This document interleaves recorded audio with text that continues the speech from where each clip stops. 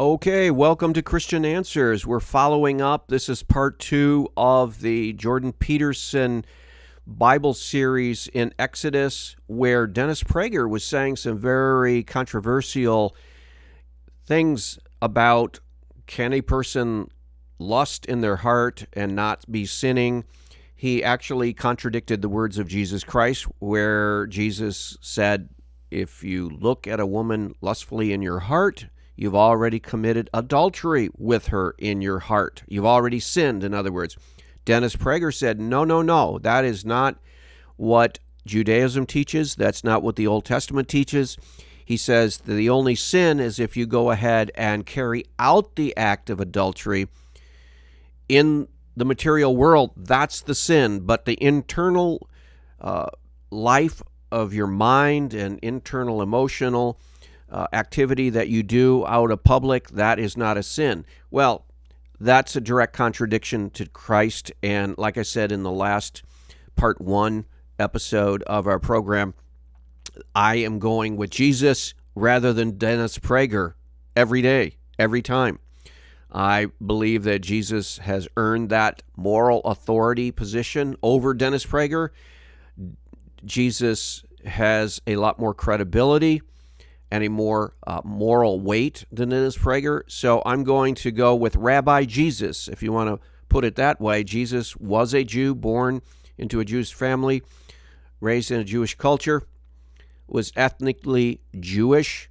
So if you're going to point to a rabbi for your teaching, I will point to Rabbi Jesus, who said that, yes, if you lust in your heart after a woman, you've already committed adultery with her. Now, Dennis Prager is going to get himself into even worse trouble when he tries to define what he's talking about. So let's jump back into it. This is part 2.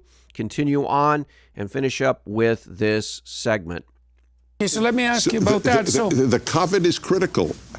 I can be attracted to my neighbor's wife. I can't want her. There's a difference because but what about a single woman? I asked one. So you are making a distinction then between being attracted to your neighbor's wife and wanting to have a sexual relationship with your neighbor's wife. Okay, so that is what Christ also was talking about. He did not say that you can't notice a woman. He did not say that you cannot admire a woman for her beauty.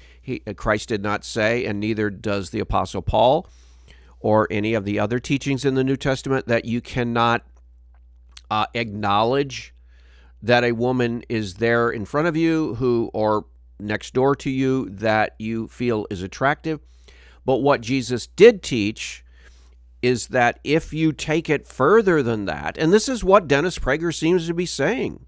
He says, I can look at a woman and admire her and acknowledge her, but I cannot want her. Well, that's exactly what Christians have been saying. So you do agree then that you can, if you, in his words, want her, that's a sin, right? That's a forbidden feeling and thought that you are not to indulge in, you're not to fantasize in, because if you take it to that level, then it becomes a sin, and that's exactly what Jesus is talking about. That's exactly what Paul is talking about, and all the other New Testament writers when they address this subject. So he, on the one hand, says, well, we're all about just the behavioral aspect of the moral question, and then he makes a distinction and actually says it would be wrong to want the woman next door. And that seems to contradict what he said before. So he's getting himself into trouble, and he's tying himself up here into knots. One of the great Protestant thinkers of our generation, in a public debate in Phoenix, I asked them, so can a single Christian male look upon a single woman with lust? He can't be committing adultery. He's not married, and she's not married. Okay, this question is silly. It's actually goofy. It reminds me of the kind of thing that you might hear in some kind of a school kids conversation about religion. In fact, I do remember when I was in, I think it was the 5th grade, I got into a discussion with a pastor's kid, a PK, a kid whose father was a pastor. And he said, well, there's nothing wrong with having sex outside of marriage for single people. And I said, what are you talking about? Of course it is. The Ten Commandments, thou shalt not commit adultery. And he says, yeah, but if you're not married, you can't commit adultery. Duh. And he thought he had said something profound. Well, if you know anything about the Bible, and you know anything about the Old Testament or the New Testament, you realize that the prohibition is not just against married people. It isn't just about someone who is married having sex with someone who is not his wife. No, it's about all kinds of immorality. The Bible doesn't just delineate sexual morality for married couples, and then everyone else is free to do whatever they want. No, there are all kinds of distinctions that the Old Testament specifically, it gets rather graphic in the book of Leviticus and other law books about the types of sex that are forbidden. And so when you look at the Ten Commandments, it's not just about the act of marital adultery. It's about all forms of sexual immorality. So if you look in the New Testament, for example, in the Christian writings, you will find moral instructions for both married and single Christians. And so everyone who has ever read through the Bible knows that just because you're single, you don't get out from under the moral law concerning sexuality. And this is kind of shocking to hear Dennis Prager bring this simplistic, childish argument up. Of course, single people are forbidden from having sexual relationships until they're married. That's what the Bible teaches is a sin. And it's not just married couples that the sexual ethics apply. It's to everyone. So is the real ban lust, or is the ban on adultery? Yeah. I mean, at least for me, when I hear all of this from my own Orthodox perspective, it's bewildering because at least from the tradition in which I am, it's not a morality question. Even the word morality, it bothers me. Well, it actually is a moral question. He's going to try to say, well, it's about what is best for you and best for human flourishing and what is healthiest for you and what is most conducive to spiritual bliss and the good life and the good state of mind to be in, and how Christ sets you free from the slavery of sin and all these benefits of living this way according to the will of God. But he's going to say it's not about a right and wrong moral thing. Well, it actually is about right and wrong. I mean, yes, there are benefits to doing what is right, and there are problems that occur when you don't do what is right. And the penalty of sin, Paul talks about that in the first chapter of Romans, where he talks about people who practice all kinds of perverted sexual practices. They pay the penalty within them, he says. So, yeah, there are curses that come from immoral behavior, and there are blessings that come from living the moral life.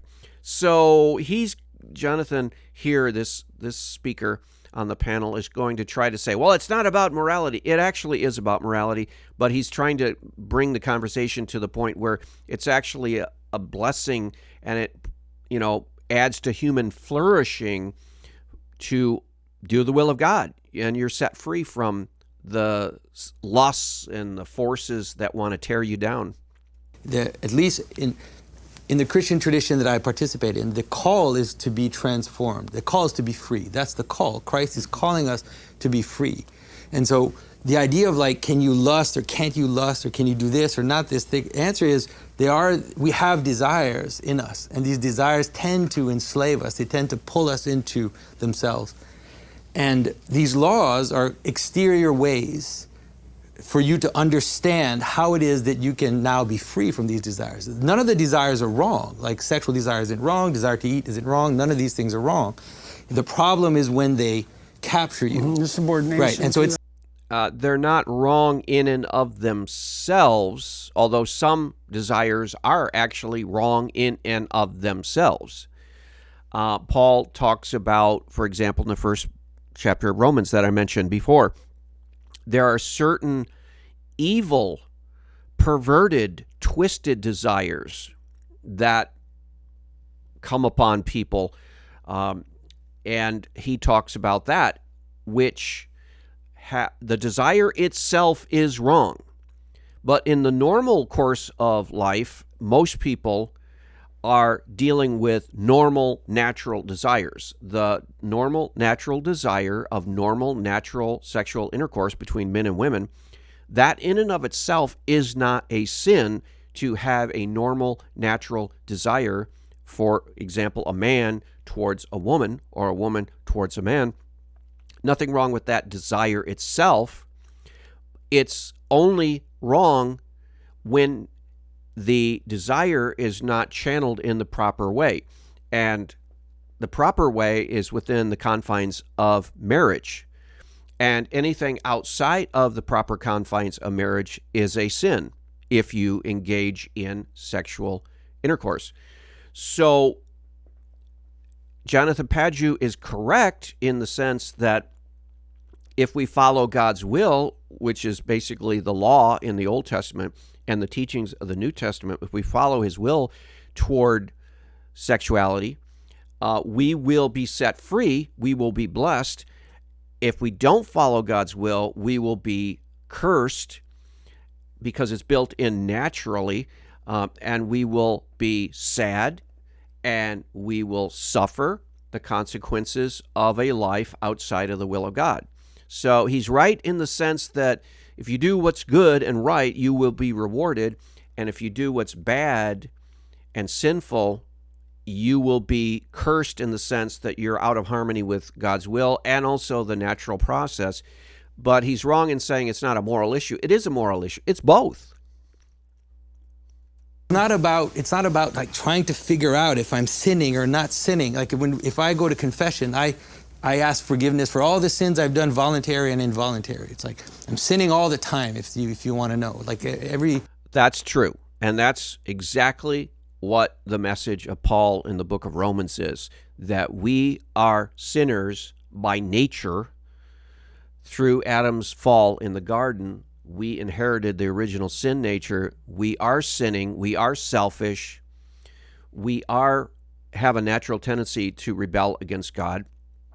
And as we go through our life every day, we do things, we say things, we feel things, we think things that are outside of the will of God. So therefore, we are sinning all the time in these ways. Sometimes they're very small things, but again, a thing that's small in the heart can grow big and become something that enslaves us behaviorally in the real world, the material world. And so we need to deal with that and nip it in the bud and confess it right away and deal with these sins while they're still small in the heart, in the mind, before they find a fuller expression. And certainly we shouldn't feed them and pour fuel on them like pornography does to men.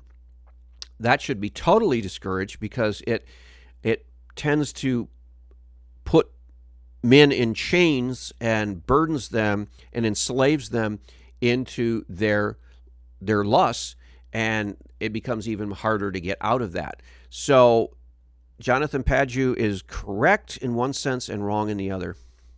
All day long I'm sinning. But that's why you're so much fun. That's why I'm so much fun. But the idea is rather that, to attend to my desires in the sense so that I'm not captured by them, so that I don't become obsessed, so that I don't fall into that. So to me, like the question of like legally trying to figure out like where I'm sinning and where I'm not, it's just like it pulls me into a world if a man it's not really that complicated. It's just simply once you realize that you are fighting against these sinful impulses, the world, the flesh, and the devil. That's what the New Testament teaches us. Once you realize that, then every day is an opportunity to grow and learn how to walk better and better in the will of God. And so, yeah, you do want to know what's right and what's wrong, but just because you're learning what's right and wrong, even though that may increase your anxiety that you're sinning, you go to God even more in confession and say, God, forgive me for that, help me, give me strength. And that way, your confessions become more and more of these smaller things in the heart and mind rather than these bigger things that are outward and involve behavior that at that stage in the expression of sin has grown and has broken out into the material world, which is a very bad place to be. So it is better to deal with your sins in the interior life than to have to deal with these sins in the exterior behavioral life, because by the time you've gotten to the exterior behavioral life, that sin has got quite a grip on the individual, and it's very hard to get free.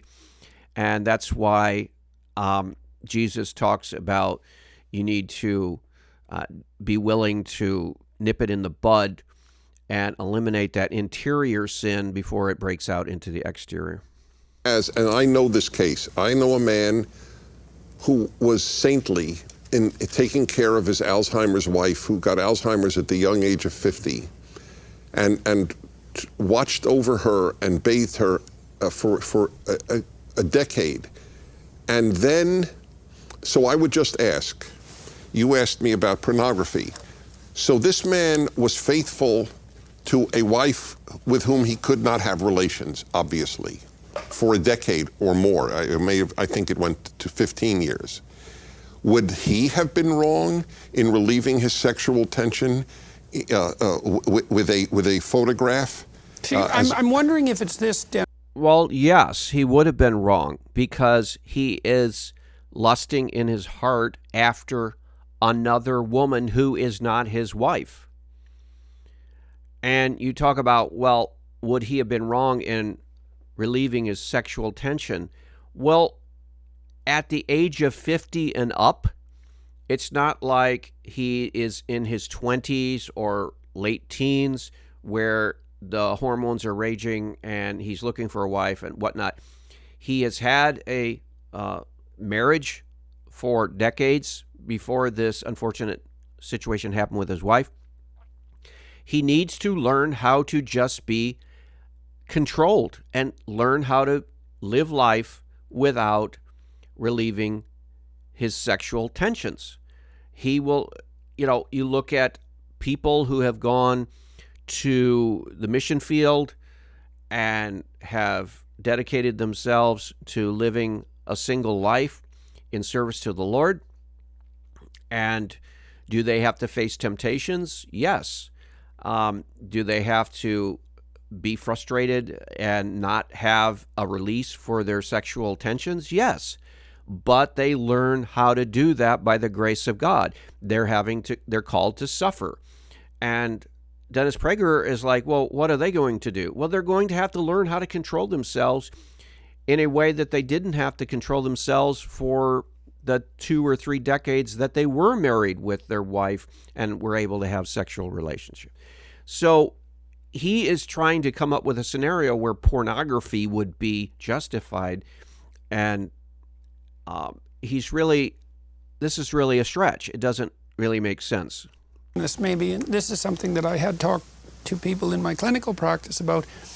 So imagine there's and I guess we're into thou shalt not commit adultery, by the way, which is the next. Jordan Peterson is actually Canadian, but he's wearing a red, white, and blue suit, which kind of looks a little silly, but I guess that's just his fashion taste. Commandment.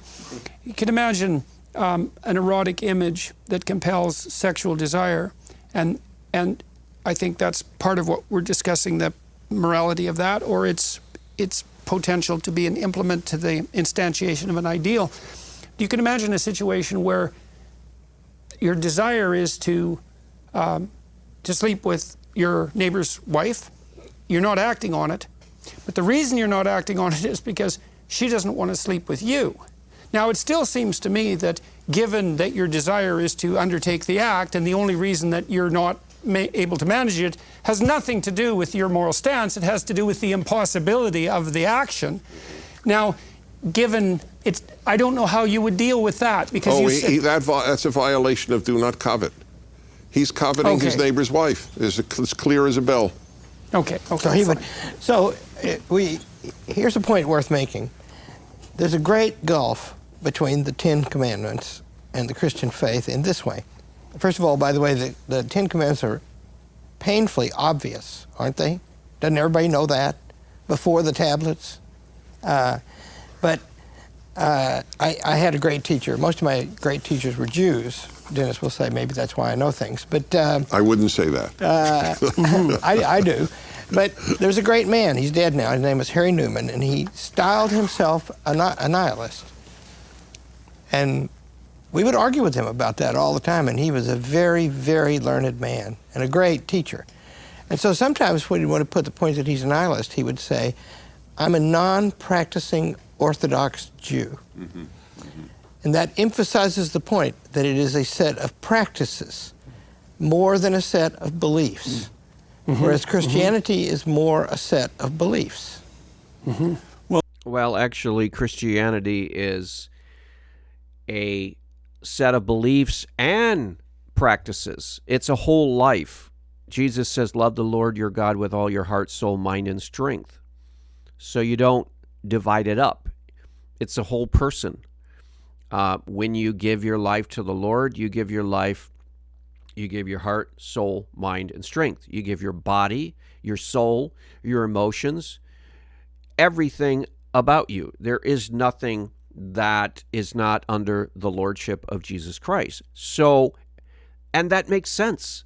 And if you look in the Old Testament, you will actually find the teachings that you're supposed to love the Lord with your heart and mind and soul. And you're supposed to be wholehearted in your devotion to God. That's the same thing.